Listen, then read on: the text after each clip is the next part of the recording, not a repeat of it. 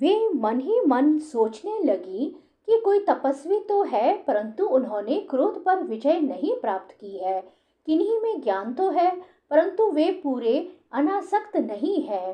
कोई कोई है तो बड़े महत्वशाली, परंतु वे काम को नहीं जीत सके हैं। किन्हीं में ऐश्वर्य भी बहुत है, परंतु वह ऐश्वर्य ही किस काम का जब उन्हें दूसरों का आश्रय लेना पड़ता है। किन्हीं में धर्माचरण तो है, परंतु प्राणियों के प्रति वे प्रेम का पूरा बर्ताव नहीं करते। त्याग तो है, परंतु केवल त्याग ही तो मुक्ति का कारण नहीं है। किन्हीं किन्हीं में वीरता तो अवश्य है, परंतु वे भी काल के पंजे से बाहर नहीं है। अवश्य ही कुछ महात्माओं में विषय शक्ति नहीं है, परंतु वे तो निरंतर अद्वैत समाधि में ही तल्लीन रहते हैं। किसी किसी ऋषि ने आयु तो बहुत लंबी प्राप्त कर ली है, परंतु उनका शील मंगल भी मेरे योगी नहीं है। किन्हीं में शील मंगल भी है, परंतु उनकी आयु का कुछ ठिकाना नहीं। अवश्य ही किन्हीं में दोनों ही बातें हैं, परंतु वे अमंगल वेश में रहते हैं।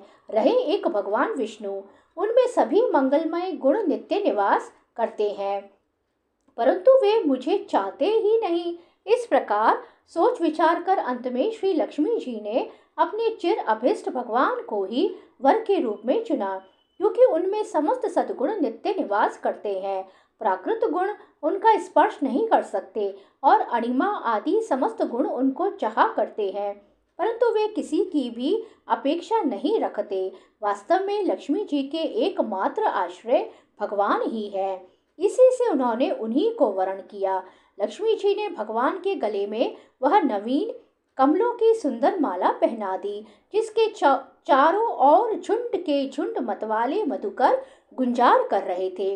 इसके बाद लज्जापूर्ण मुस्कान और प्रेमपूर्ण चितवन से अपने निवास स्थान उनके वक्ष स्थल को देखती हुई वे उनके पास ही खड़ी हो गईं। जगत पिता भगवान ने जग जननी समस्त संपत्तियों की अधिष्ठात्र देवता श्री लक्ष्मी जी को अपने वक्ष स्थल पर ही सर्वदा निवास करने का स्थान दिया।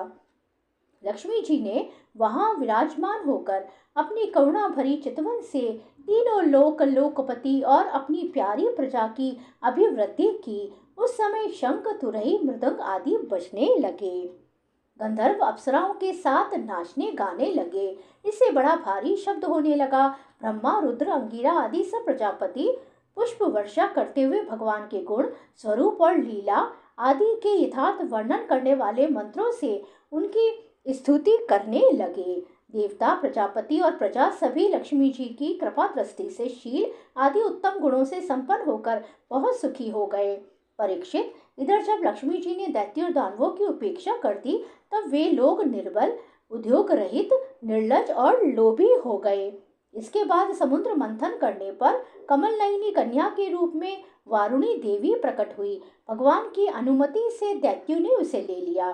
तदंतर महाराज, देवता और असुरों ने अमृत की इच्छा से जब और भी समुद्र मंथन किया, तब उसमें से एक अत्यंत अलौकिक पुरुष प्रकट हुआ। उसकी भुजाएं लंबी एवं मोटी थी, उसका गला शंख के समान उतार चढ़ाव वाला था और आंखों में लालिमा थी। शरीर का रंग बहुत बड़ा सुंदर सांवला सांवला था। गले में माला, अंग अंग सब प्रकार के आभूषणों से सुसज्जित, शरीर पर पीतांबर, कानों में चमकीले मणियों के कुंडल, चौड़ी छाती, तरुण अवस्था, सिंह के समान पराक्रम, अनुपम सौंदर्य, चिकने और घुंघराले बाल लहराते हुए उस पुरुष की छवि बड़ी अनोखी थी। उसके हाथों में कंगन और अमृत से भरा हुआ कलश था। वह साक्षात विष्णु भगवान के अंश अवतार थे। वे ही आयुर्वेद के प्रवर्तक और यज्ञ भोक्ता धनवंतरी के नाम से सुप्रसिद्ध हुए। जब दैत्यों की दृष्टि उन पर तथा उनके हाथ में अमृत से भरे हुए कलश पर पड़ी, तब उन्होंने शीघ्रता से बलात् उस अमृत के कलश को छीन लिया। वे तो पहले से ही इस ताक में थे कि किस तरह समुद्र मंथन से निकली हुई सभी वस्तुएं हमें मिल जाए। जब असुर तत्वर उस अमृत से भरे कलश को छीन ले गए, तब देवताओं का मन विषाद से भर गया। अब वे भगवान की शरण में आए। उनकी दीन दशा देखकर भक्त वात्सल कल्पतरु भगवान ने कहा, देवताओं तुम लोग खेद मत करो, मैं अपनी माया से उनमें आपसी फूट डालकर अभी तुम्हारा काम बनाए देता हूँ। परीक्षित, अमृत लोलुप दैत्यों में उसके लिए आपस में झगड़ा खड़ा हो गया। सभी कहने लगे, पहले मैं पीऊंगा, पहले मैं, तुम नहीं, तुम नहीं। उनमें जो दुर्बल थे वो उन बलवान दैत्यों का विरोध करने लगे जिन्होंने कलश छीनकर अपने हाथ में कर लिया था।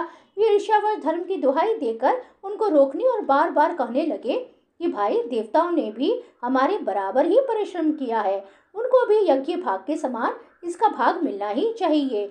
यही सनातन धर्म है। इस प्रकार इधर दैत्यों में तू तू मैं हो रही थी और उधर सभी उपाय जानने वालों के स्वामी चतुर शिरोमणि भगवान ने अत्यंत अद्भुत और अवर्णीय स्त्री का रूप धारण किया। शरीर का रंग नील कमल के समान श्याम एवं देखने ही योग्य था। अंग प्रत्यंग बड़े ही आकर्षक थे। दोनों कान बराबर और कर्णफूल से सुशोभित थे।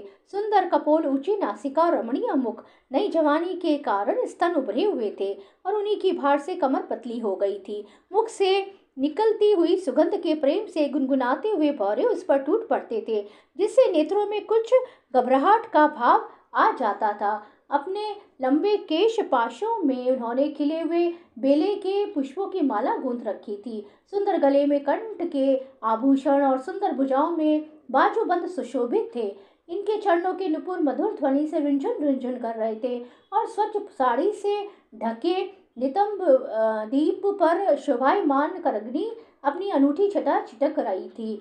अपनी सलज मुस्कान, नाचती हुई तिरछी भौहें और विलास भरी चितवन से मोहिनी रूपधारी भगवान दैत्य सेनापतियों के चित्त में बार बार कामोद्दीपन करने लगे।